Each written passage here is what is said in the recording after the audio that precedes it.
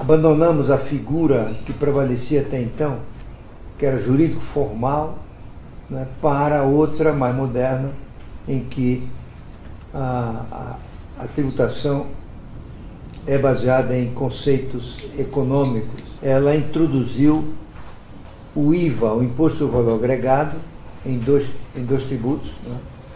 E nós tivemos esse sistema que foi inventado pelos franceses, uma invenção genial dos franceses na década de 50. Nós tivemos esse sistema antes de muitos países europeus, antes do Reino Unido, antes da Alemanha. A Constituição de 88, ela introduziu duas enormes distorções que contribuíram para a piora do sistema. A primeira foi a de atribuir aos estados o poder de legislar sobre o ICMS, que não existia. Porque imposto sobre valor agregado, cobrado em várias jurisdições, eles têm que ser harmonizados, né? Senão não funcionam. Por exemplo, nos 28 países da União Europeia, as regras são harmonizadas, né? Quem fatura na Alemanha para vender na Inglaterra, o sistema é o mesmo, né?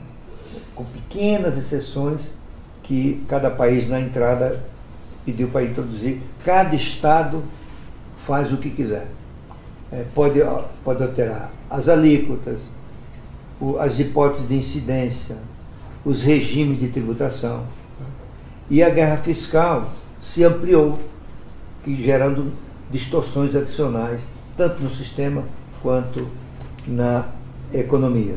E o mínimo de coordenação que era proporcionado pelo CONFAS, que é o Conselho de Política Fazendária, presidido pelo Ministro da Fazenda e composto pelo Secretário de Fazenda e Finanças dos Estados e do Distrito Federal, o CONFAS perdeu o poder de harmonização, porque os estados perceberam que pode desobedecer o CONFAS, que não tem mais condição. E aí aqui uma brincadeira só para efeitos de comparação, isso aqui é o site da Ernst Young. Aí você procura lá IVA e vê o IVA francês. Muito bem, Value Added Tax, uma alíquota base de 20%, tem algumas reduções, e em algumas linhas você explica o que é a tributação do consumo. Você vai para o Chile, de novo, você tem o Value Added Tax, alíquota base 19%, algumas isenções e reduções, mas está resolvido o problema. Aí você vai para o Brasil, a gente não consegue nem ler.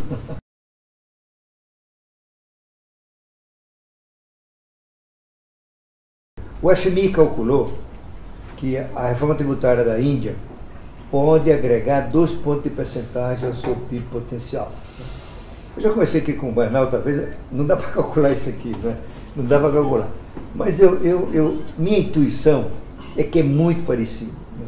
Quer dizer, se nós fizermos uma reforma digna desse nome, né? Eu acho que a gente acrescenta 1 a 2%, 1 a 2 pontos de percentagem no produto potencial do Brasil. Conseguiram produzir um projeto genial, né? Eu acho genial esse projeto, porque ele foi capaz de gerar uma proposta que introduz o IVA, joga no lixo essa coisa que já não serve mais, mas é palatável para os estados, né? Porque sem eles não vai ter reforma, porque essa reforma, o centro de decisão dela não será o Congresso Nacional, ela será decidida no eixo federativo.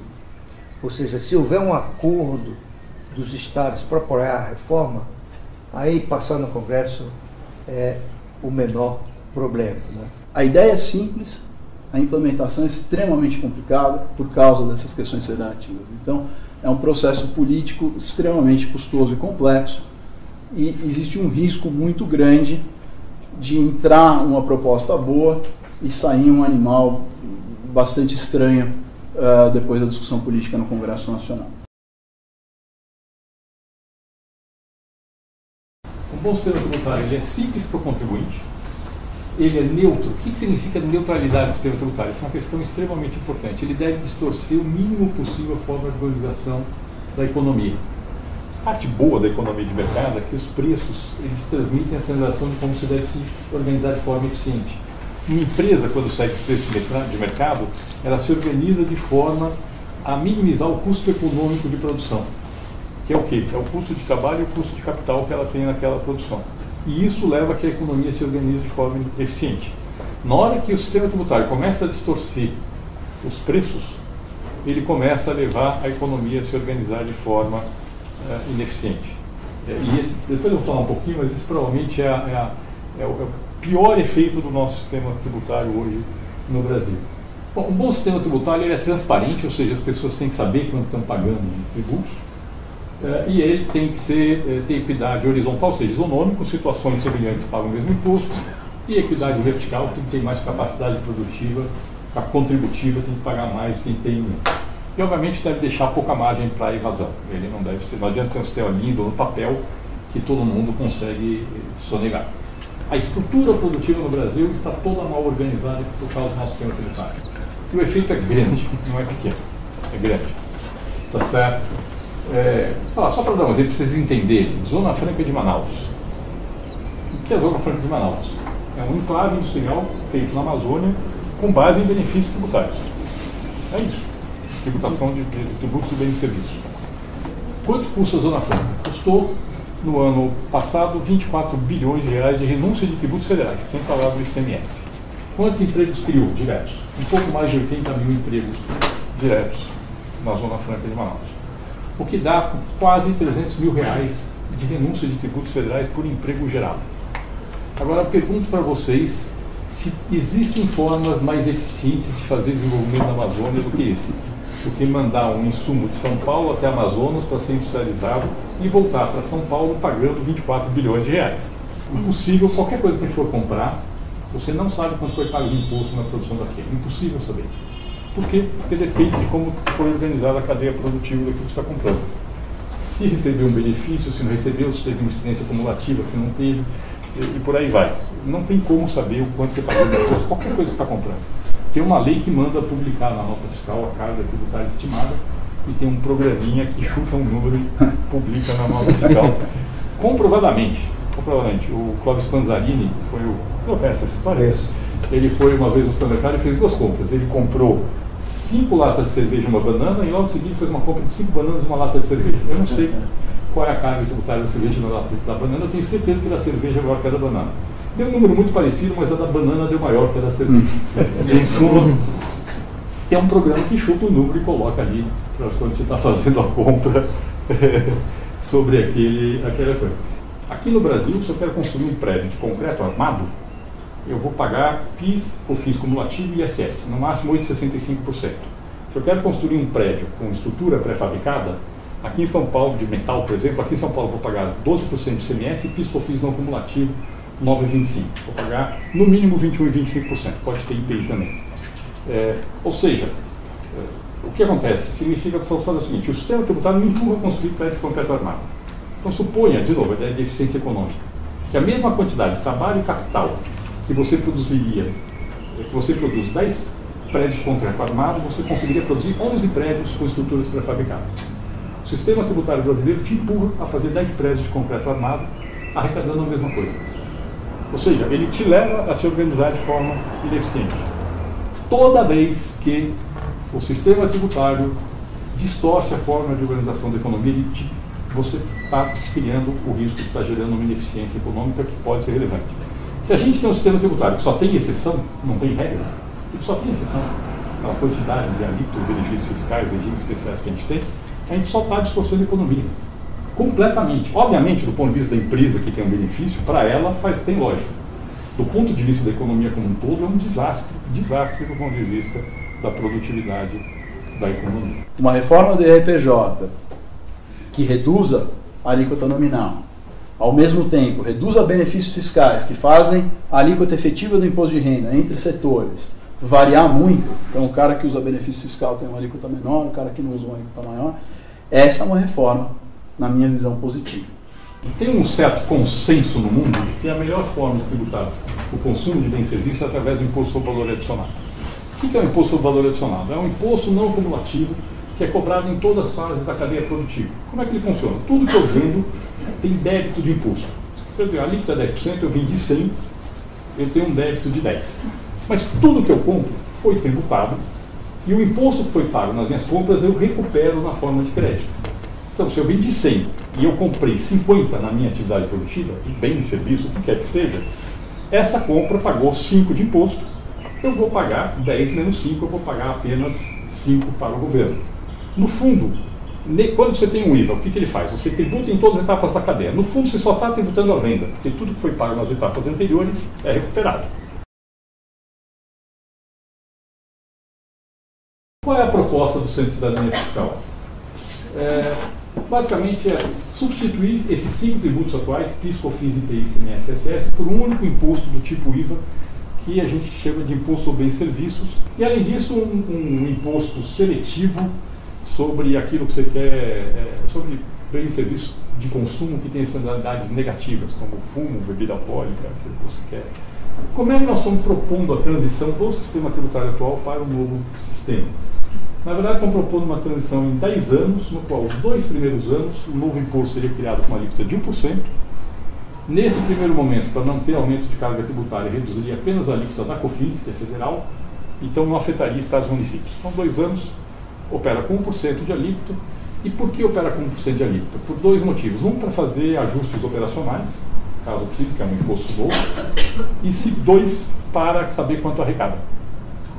A partir daí, nos 8 anos seguintes, você faria a transição reduzindo 1/8 por ano a todas as alíquotas dos tributos atuais. Você pega a alíquota na legislação e no primeiro ano você aplica 7/8 dela. Não precisa mexer na legislação. Simplesmente pega o primeiro ano é 7/8 da alíquota, no segundo é 6/8 e no final do período da transição os tributos atuais são extintos e o novo imposto passa a existir. Então, por que a gente está propondo essa transição de 10 anos? E aí é um ponto relevante. E aí acho que o Dr. Maílson já colocou.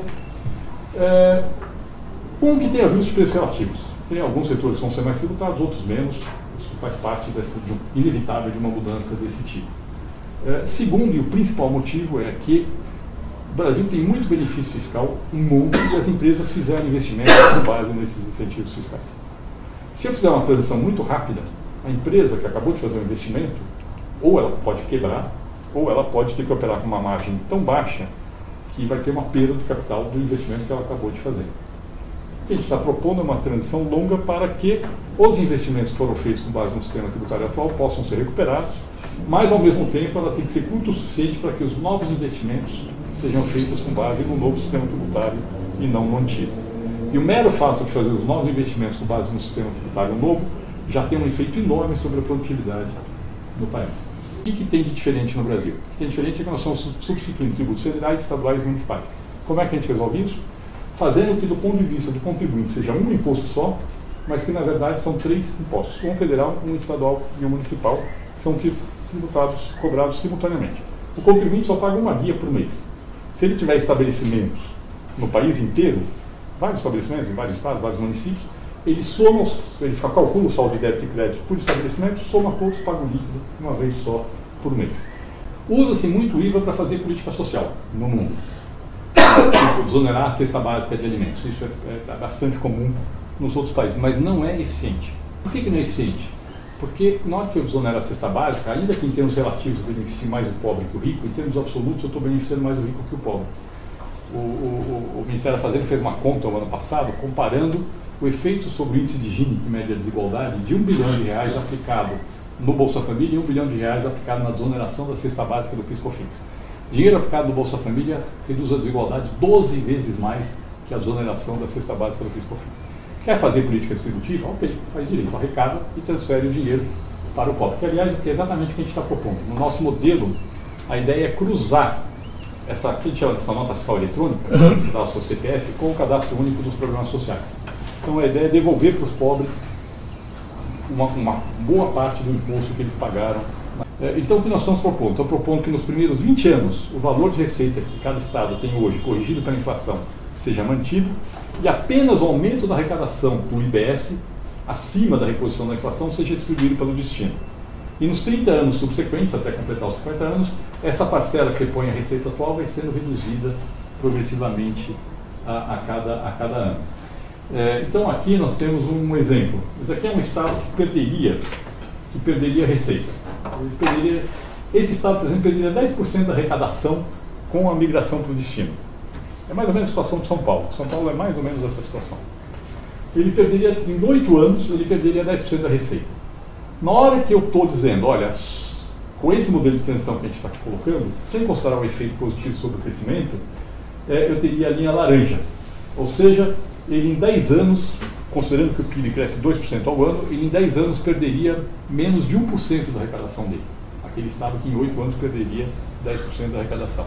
Se eu considero o efeito positivo sobre o crescimento, e aqui, doutor Maílson, eu botei uma hipótese que eu acho bastante conservadora, quer dizer, o PIB potencial aumenta 0,5% ao ano durante 20 anos.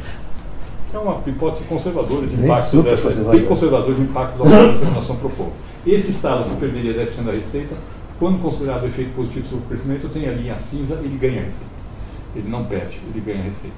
E com isso, nós conseguimos mitigar muito a resistência dos estados e municípios à mudança no sistema tributário. Vamos ser bem claros. Quem resiste a uma proposta dessas? Existe estado que gosta de dar benefício fiscal e não quer perder o poder de dar benefício fiscal. Vamos ser bem claros. Quem mais vai resistir? Vão resistir alguns setores que vão ter aumento de preço relativo, enquanto que outros vão ter redução de preço relativo. Sabemos disso. Terceiro, quem vai resistir? Empresas que têm ineficientes que só sobrevivem por conta de benefícios fiscais. Vamos entender isso agora. Tem 2 tipos de empresas que têm benefício fiscal no Brasil. As eficientes, que quando perdeu o benefício, todo mundo perdeu, o concorrente perdeu, para ela está ótimo, ela consegue operar nesse modelo. E tem empresas que são completamente ineficientes, só existem por causa do benefício fiscal. Essa vai quebrar. Você vê claro, vai quebrar. E vai fazer barulho, porque vai quebrar. Agora, se a economia estiver arrumada, eu quebro uma empresa ineficiente e automaticamente no lugar dela aparece uma empresa eficiente. Eu gero o mesmo emprego, só que eu gero o mesmo emprego produzindo mais.